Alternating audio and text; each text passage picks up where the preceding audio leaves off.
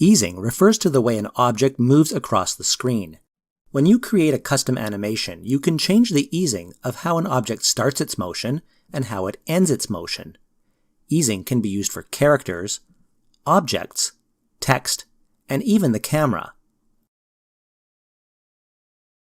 Once you set up your custom animation here, you can adjust the easing by either right-clicking on the animation sequence and choosing Easing,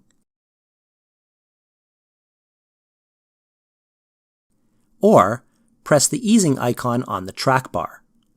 Currently, CreateStudio has 18 different easing options to choose from.